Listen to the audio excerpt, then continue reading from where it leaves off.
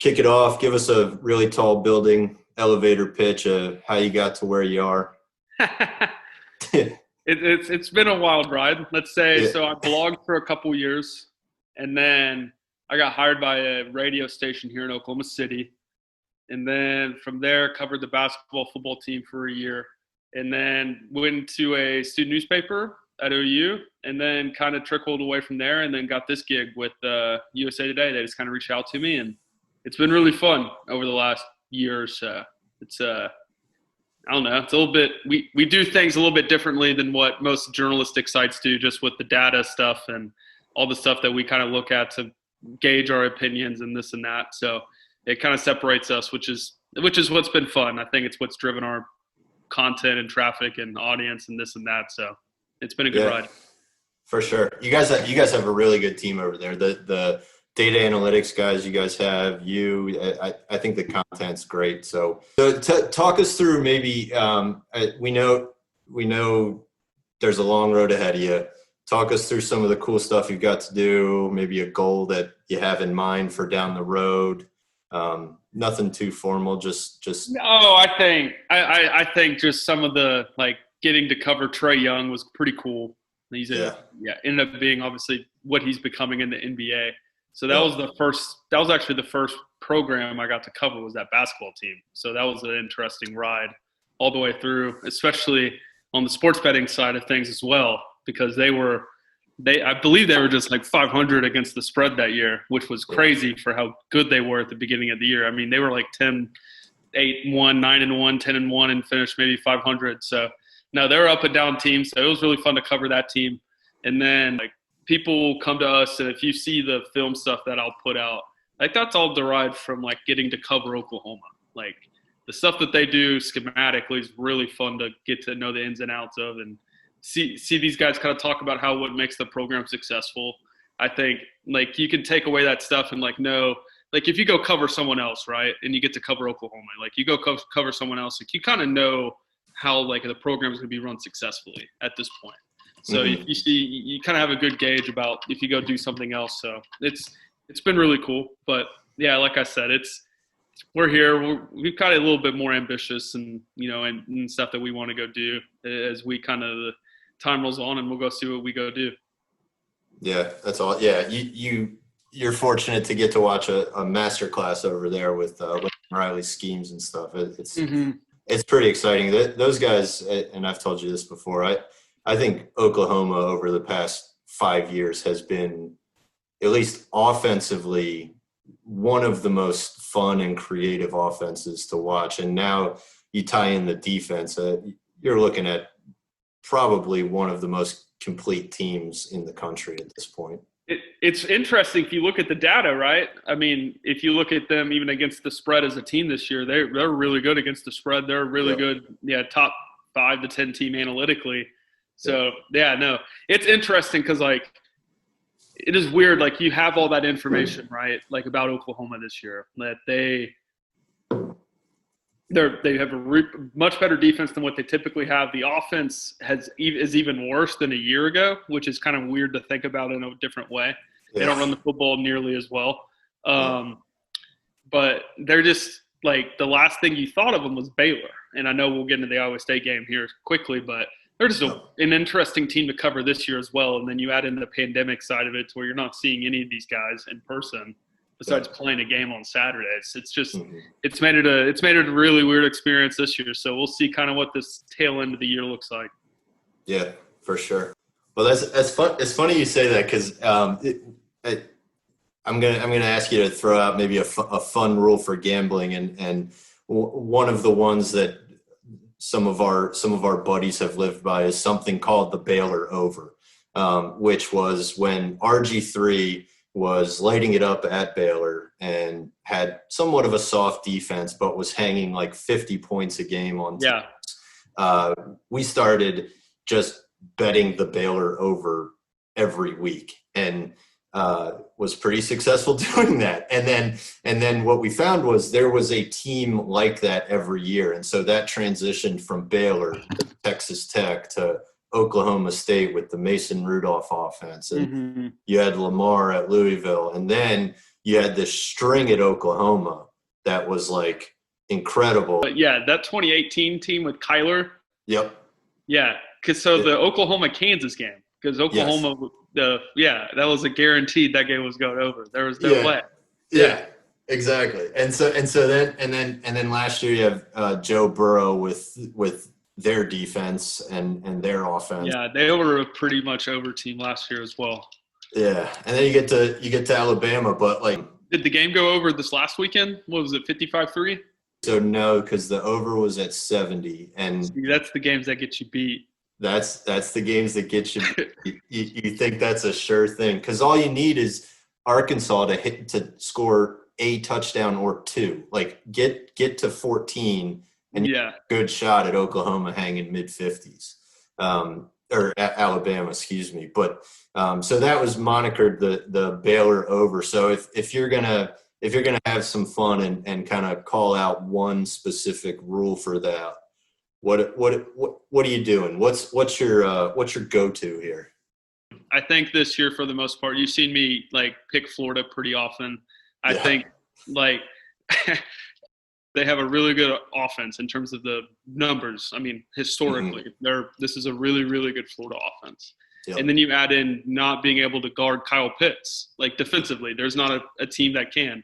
Like Georgia should have been able to slow down Florida, and they couldn't because Kyle Pitts is really good. Like you can't account for that. You can't equate for his presence on the football field.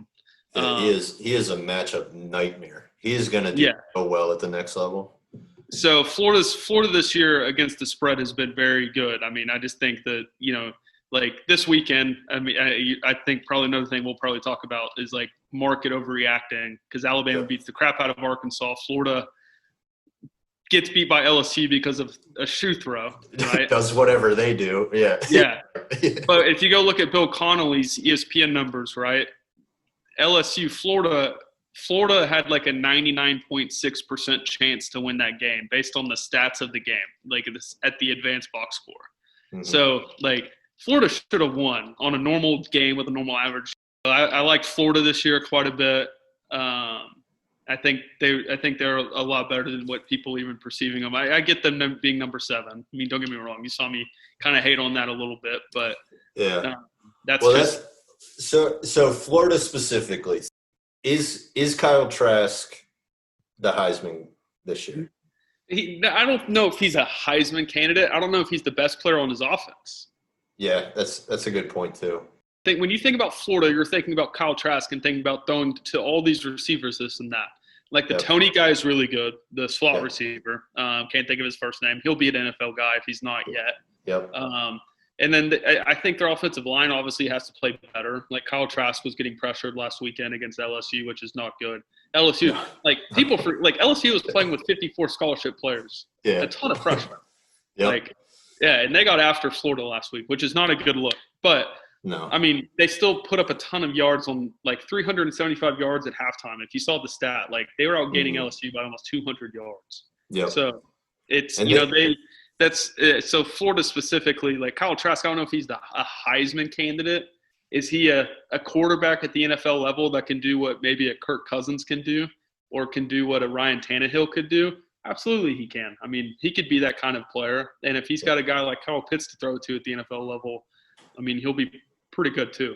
Yeah.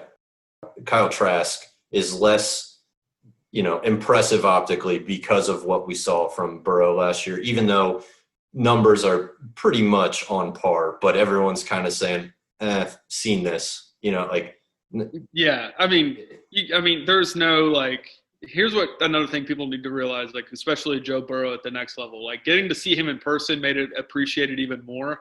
But like Joe Burrow's in the Cam Newton, Kyler Murray, class. Like Kyle Trask is not in, he is not even into that conversation. Kyle Trask can't be a number 1 pick. Joe Burrow, Kyler, Baker.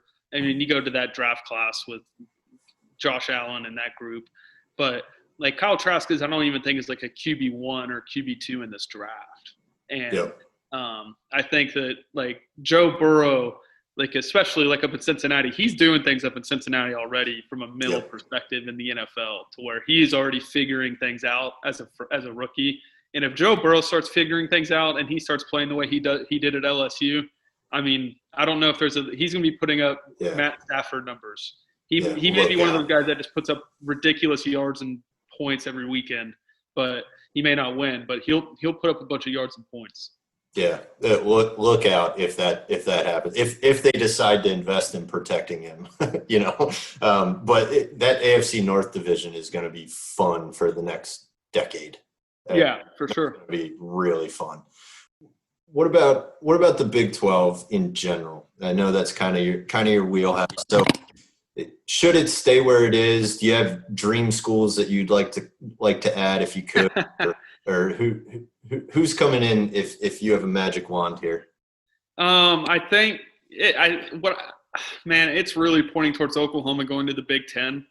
Like, there's a lot of things pointing in that direction. So Oklahoma's picking Nebraska in the old rivalry over Oklahoma State, Texas, which is interesting.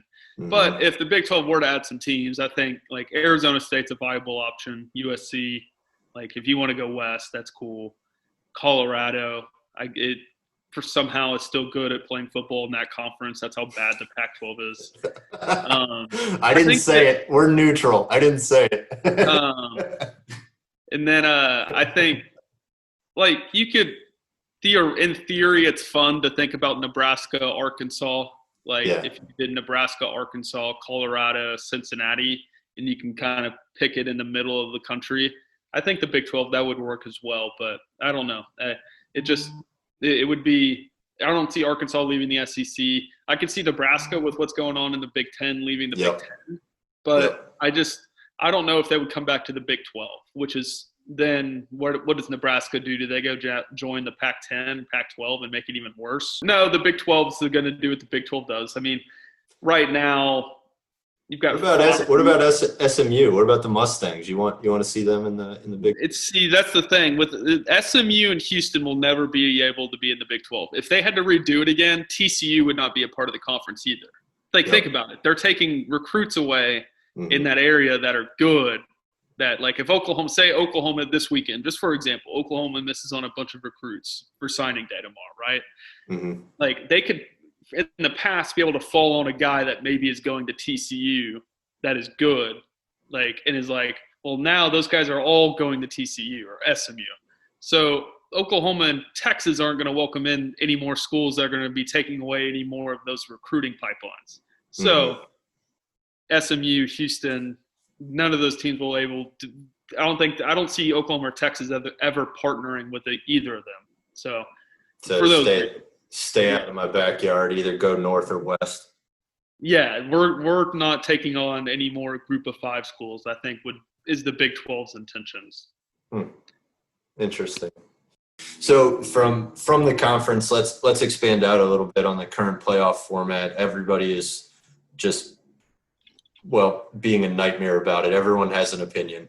My question's more general in that is, do you find it odd that it seems like every other process in the world has moved more towards technology, except for crowning the college football champion? Like there used to be 3 polls. One was a statistical software, the BCS, and now it's a room of 13 people. So is it just an outlier? Are we taking a step backwards here? What do you think? It's hard to be critical of the College Football Playoff Committee because when have they got it wrong? I mean, the only big hiccup was Ohio State in 2014, and then when Alabama made it and when they didn't win their conference. Right? Guess what happened both of those years? Ohio State won it, Alabama won it. So it's hard to fault them that they've nailed it so far. Now, I think it's fun conversation up until when it happens because usually it all figures itself out. Like if you look at the numbers, right? Like fade A&M if they play in a bowl game, because it's like if you look at especially SP Plus, if you look at any of the data metrics, any advanced data, I mean, like A&M wouldn't be good. So. Well, there's also another fun little gambling rule in there as well. Something that we've vetted over the past 5 years or so is that underdogs before New Year's hit something like 65%. And then Oh, really? when the games matter, when the games matter and the better team usually lays it on. But before New Year's, there's a mentality that, hey, we're excited to be here. And the favorite is usually pissed off that they're playing in the Meineke, Oh, sure. Yeah, no, that's definitely a good idea. That's pretty good. No, but it's weird to see because, like, if you expand the playoff this year, so just first in theory's sake, say Notre Dame somehow beats Clemson this weekend. I like Notre Dame. I believe I picked Notre Dame to cover against the line. I think it's 10.5. It is. Yep. Yeah, I think I picked Notre Dame plus 10.5. I think that's too many with Ian Book. I think Book people discrediting how good he is and how that offensive line. How good that offensive line is. It's probably Oklahoma. I'm very high on Oklahoma's pass rush, and I don't think that they would do well against Notre Dame's offensive line. So those are big, fast, athletic dudes. Yeah. Oh yeah. So I think Ian Book can play well, but if say somehow Notre Dame wins right this weekend. You have Clemson, that's 2 losses. A&M, that's 1 loss. Ohio State, Oklahoma, if they win. Iowa State, if they win. In Cincinnati, right? Who do you put in at that point? Yeah. Because Clemson, we kind of know who it is. It's we know Clemson and Ohio State are good enough to be in this thing. We know that. We don't know enough about Ohio State's resume, but we all know Ohio State, if they go play someone in a big game, there's a pretty good chance that they have a chance to win. That's how good they are. So it's an interesting playoff conversation. Just where I was kind of going with that is that most years though, there's 4 teams where it's pretty sure that there's 4 teams that are the best in the country, which makes it easy at the end, but it's fun conversation for now, right? We just got 5 minutes out of it.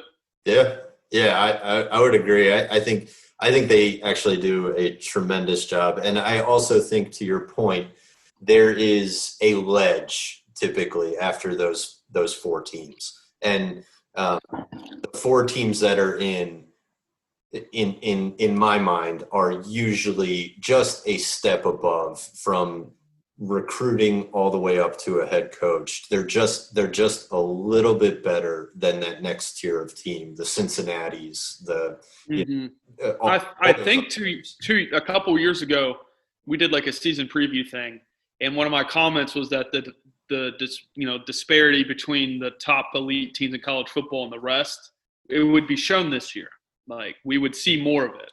Well, it has never been more prevalent who has the most access to resources in terms of money and how well they're recruiting. I mean, that's college football in 2020. I mean, it's an arms race. It really is. Let's get into the matchup, what everybody came here to see. Before we do you think Lincoln Riley saying, if Ryan Day called me, we would play Ohio State, is kind of a cop-out? And the follow-up is, does Lincoln Riley's phone only receive incoming calls? Okay, so that was a hot topic, right? Hot buzz topic about a week ago. I mean, I guess my perspective on that is, what else is he supposed to say? If you got you're going to get a big game with Oklahoma at the end of the year. It looks like Florida, whether it's A&M, Georgia. OU's playing someone that's going to be pretty good. So I think we're going to see a pretty good game. All right. Fair enough. All right. So plain and simple, does a 2-loss Oklahoma team that kills Iowa State sneak into the playoff? Any chance? No, I don't see it. Because of the rankings that came out and what that indicates? I don't know if it's just the rankings. I mean, just think about it. Are they really going to put – so, I mean, if what's going to happen, you have to take it in that perspective. Clemson beats Notre Dame. Those 2 are in. Then you have Alabama is in. So there's 3. And then you either have A&M or Ohio State there. And I don't see OU jumping either of them. So there you go. Yeah. I mean, that's really kind of what it is. I think if you want to get weird – but, Florida being ranked where they are, right? Florida beats Alabama now, Florida can get in. There's a way they can get in. It's like, okay, well, you have a better win than A&M does, even though A&M beat you. You beat Alabama. You won the conference. You beat Georgia. You got beat by a terrible LSU team. I mean, that is a horrendous loss. People need to remember that. Like, Dan Mullen – so obviously it's a joke. You found this out that it's a joke of me and the Florida thing. Because I was the first one publicly to start talking up Florida in the offseason. So that's the whole joke of it. But Oklahoma is a 2-loss. No, I mean, just to wrap that up. I mean, I guess in theory Iowa State could. If Iowa State beats the crap out of Oklahoma, which is – I don't see a pathway to that happening, but we'll see. We'll see. Who knows? But I find that very, very difficult to believe. But who knows? All right. So give us a position group on either side of the ball that has the biggest advantage against their opposing counterpart. Well, I mean, you guys see me talk about it all the time. It's just Oklahoma's defensive line. Ronnie Perkins, your man. Well, it's Perkins and Benito. I think I've hyped up Benito more than Perkins. So, yeah. I mean, and then you add in Isaiah Thomas and Perrion Winfrey. I mean, they're really, really, really good up front. They have four NFL guys. Oklahoma hasn't had 4 true NFL players along the defensive line. I mean, you have to go back to the early 2000s. So, I mean, it's a testament to what Alex Grinch and that coaching staff has done defensively. And I think that that just is so much of an overwhelmingly edge there for Oklahoma that you know that. And then but at the same time too, the hardest part is that if you want to go pick the other side of the ball, Iowa State's defense is playing a lot better than Oklahoma's offense is as of late.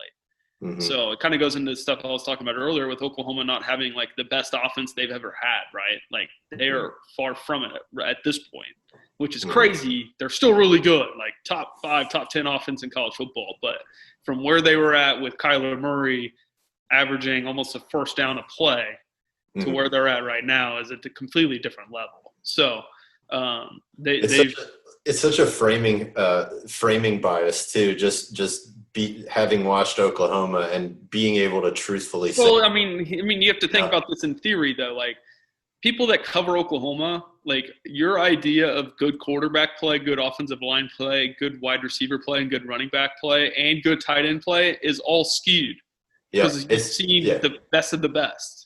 Yeah, that's exactly my point. Is the rest of the country just can't fully understand that what we're seeing is not optimum offense from Oklahoma, and it's still, like you're saying, a top 5, top 10. Mm-hmm.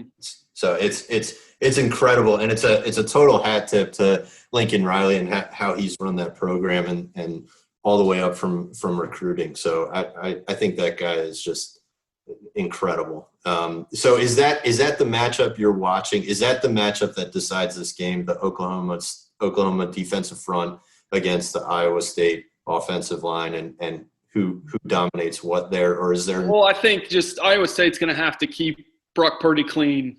Yep. 10 times. That's going to be a big challenge. Yeah. So if they can accomplish that, then they've got a good chance to do whatever they want to do on Saturday. But we'll definitely see kind of how things pan out. In that game specifically, obviously Nick Benito was out in the last game. I think he's playing in this game, so he's a big X-factor game changer. So, but we'll see kind of how everything unfolds in this one. Yeah, that's a great addition and takes the pressure off some of the other side. All right, let's talk gambling. Line currently, as you called it, moved up from 4.5 to around 5.5. So seeing at 6 at some sports books, and the total hasn't moved much. The total's sitting at 58.5. That sounds right. It sounds right. So what of those? What do you like? I like Oklahoma against the line in this one. I think if you do it by points, right? Like 6 is kind of okay, but most games are won by 7, mostly by touchdown. Like I think Oklahoma's about 2 possessions better than Iowa State right now. So with that in mind, like I like Oklahoma anything under 10, I think would have pretty good value. I thought we obviously didn't pick them right last week, the OU Baylor game, but one of my picks this year before the season, my prediction was that Oklahoma was going to have their best year against the spread than they've had in 3 or 4 years. Well, if you go back and look at it, Oklahoma has been terrible against the spread the last 3-4 years. They won so many close games. Like that's horrible for the sports betting community to be on Oklahoma's back. Like Oklahoma unless you're an over guy. Unless you're an over, sure. But if you're against the spread, if you're on top of, if you're taking the edge with Oklahoma, you got smacked. So the total's at 58.5. So it's something like 31. They're expecting 31, 32, 28, 33, 28. Somewhere in there. Somewhere in there. Yep. I mean, I even think that could be too many for Iowa State. Like, I think Iowa State getting to 20 points. If Iowa State gets to 20 points, the over is going to hit. So that's what would be kind of my theory. But I don't know. It's a weird game because Iowa State was playing so well heading into this one, and Oklahoma, the last time we saw them play was against Baylor, and they didn't. Like, they did not play well at all. So it's weird. But what you know about this game is that Oklahoma's pass rush is going to be really good. And if Iowa State and Oklahoma is going to be able to score 28 points, like that, they're good enough to score 4 touchdowns on Iowa State's defense. So we know that, and it's the way they played against Oklahoma State's defense, I think should give people some confidence in that. And that's why, like, I think Oklahoma, like 30-21, somewhere in there sounds right. Like 31-21, somewhere in there sounds right.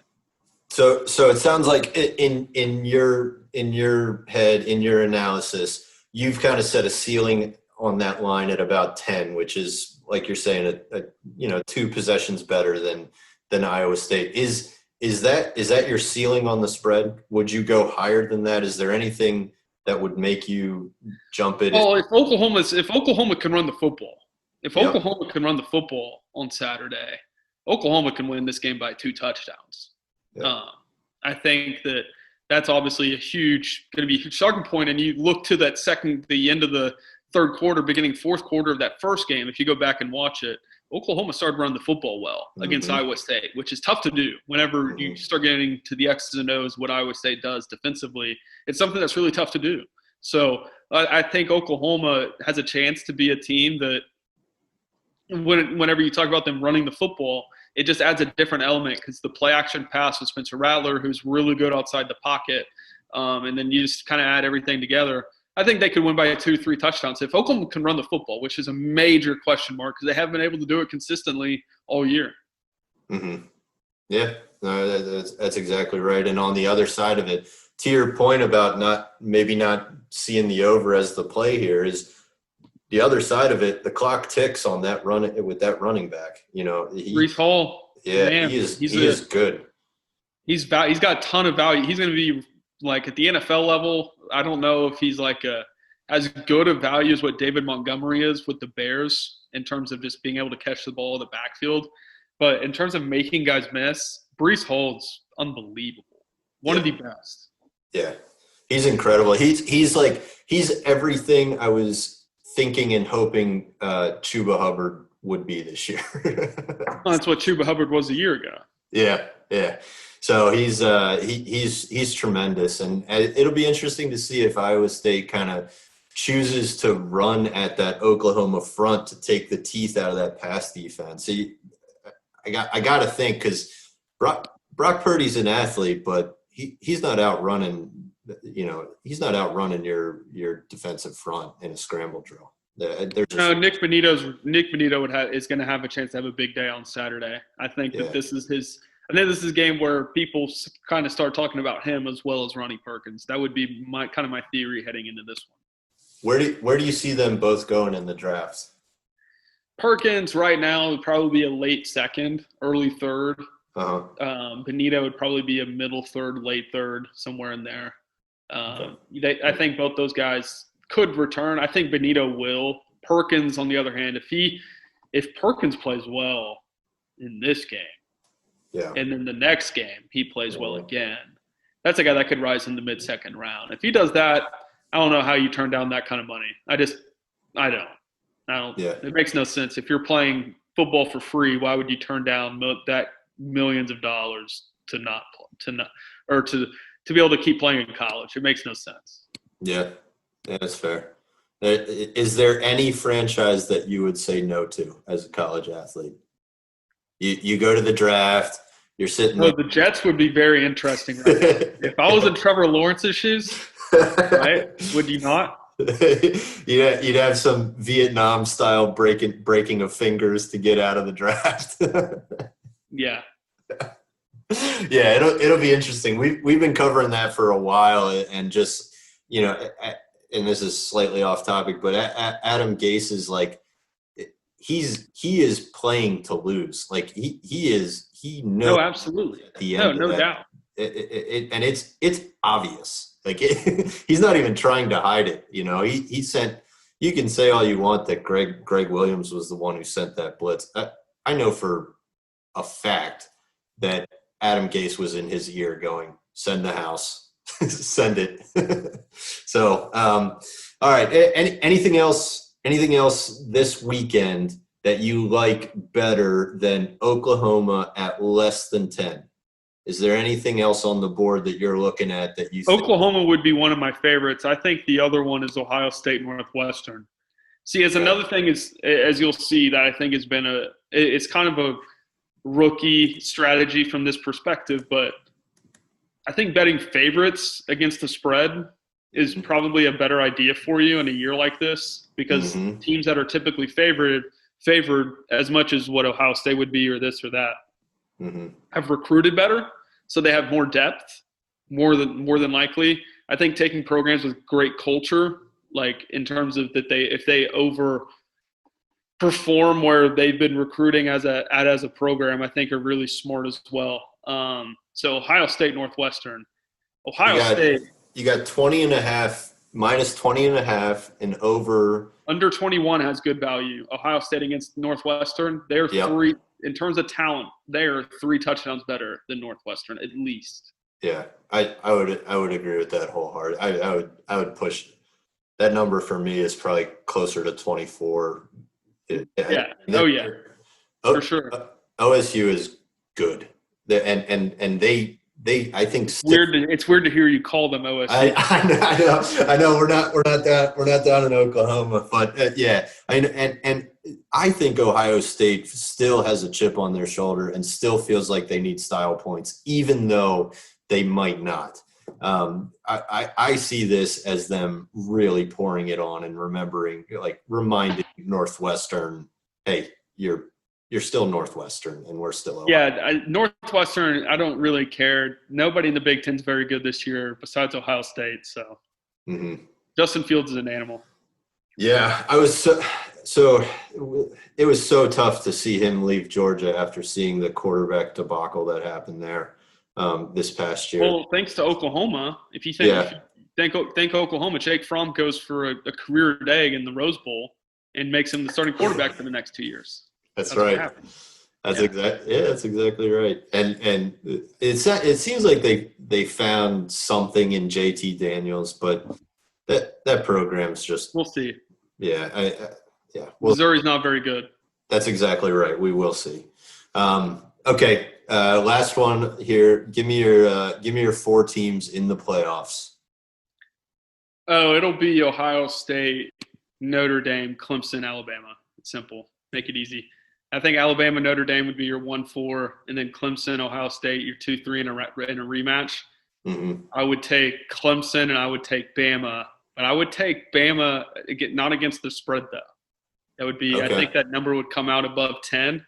I think, like I said, I think Notre Dame is a lot better than what people give them credit for. I think they have an advantage in the trenches, which is what usually happens. Like if you go to the 2018 Oklahoma-Alabama game, Oklahoma's front was pretty good up front. Like they were going to be able to score some points. And if Oklahoma was going to score, they were going to be able to keep it within 2 touchdowns.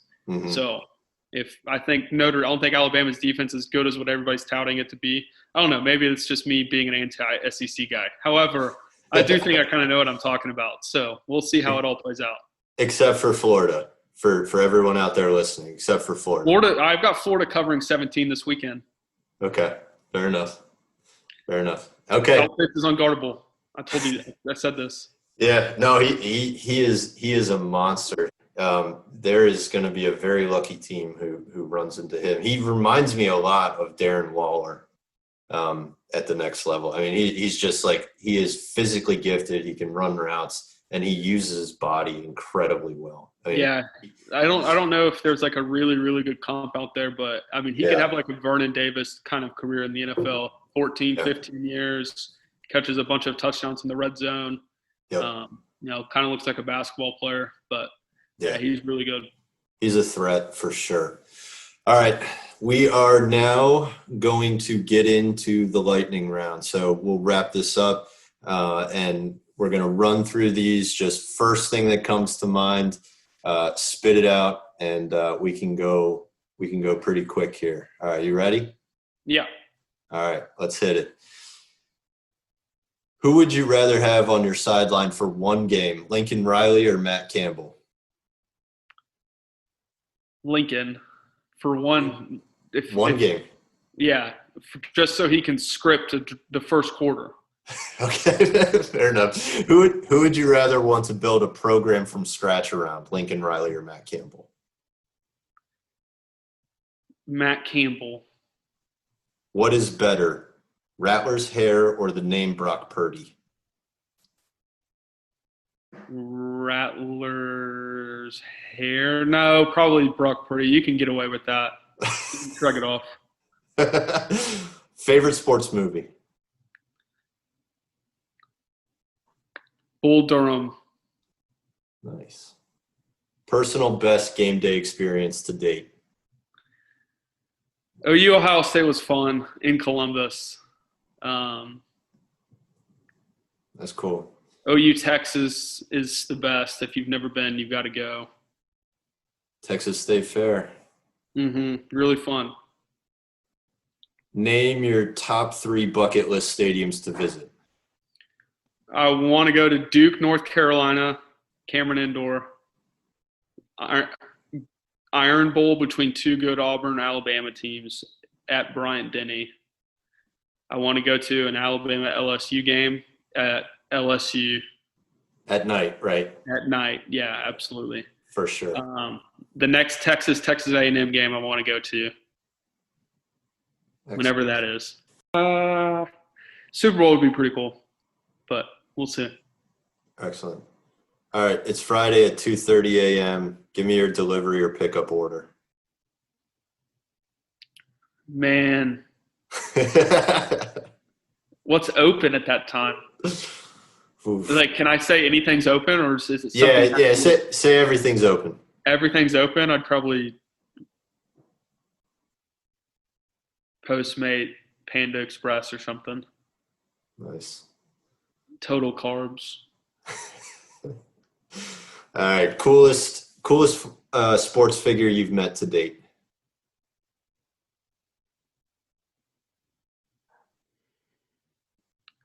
I dapped up Russell Westbrook once, if that counts. I'll count that. Out of Buffalo Wild Wings. Oh, that's crazy. Early in his career. early. He was like a second year, third year. Nice. Yeah, he was just still chilling, going out in Oklahoma City. That's why everybody loves all the young guys that come to Oklahoma City. They all just go out and do their own crazy shit whenever they're young, and then they realize that they have all this money, and they go to these different cities. In Oklahoma City, it costs like 10% of what it costs you in Vegas or LA or whatever. And they're like, oh, damn, like I could live out here and spend all this money. I'm going to go live out there. So I know Kevin Durant wanted to leave. So. All right. Loudest stadium.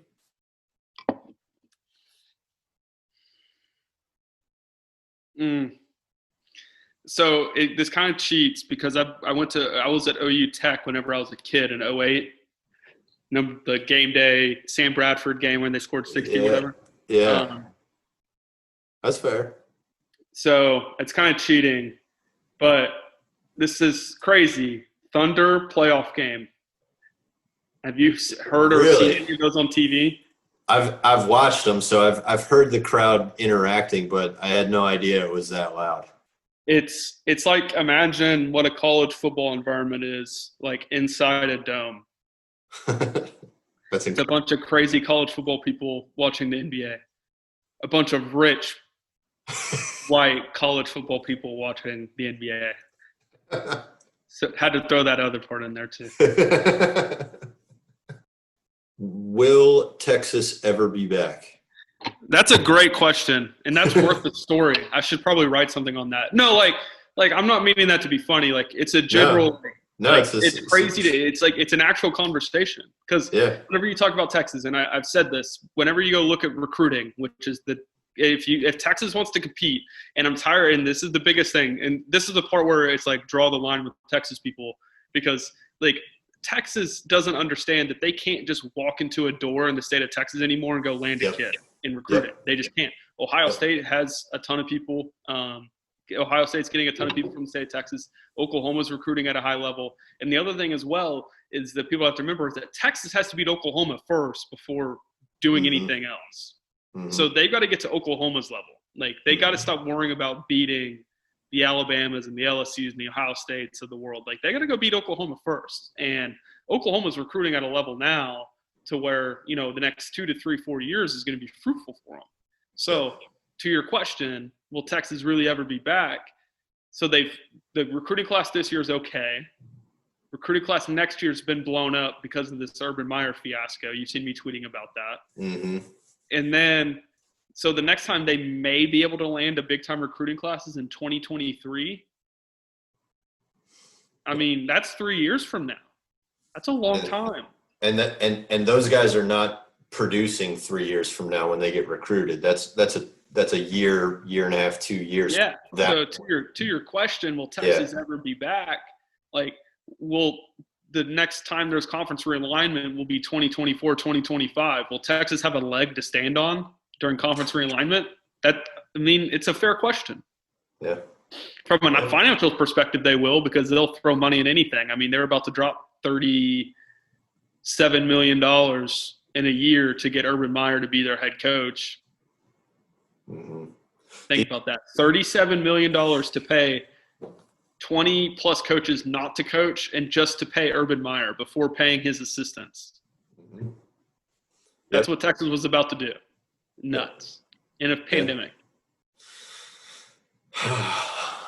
It's a very interesting time in Austin, that's for sure. Oh, yeah. I agree with you. I know this is lightning round. I agree with you. I think recruiting is the biggest indicator, and not just recruiting, retention. I feel like every day we're hearing of another recruit decommitting or flipping or entering the transfer portal when it comes to Texas. And that's just not the case, at least public facing, for most of the elite programs.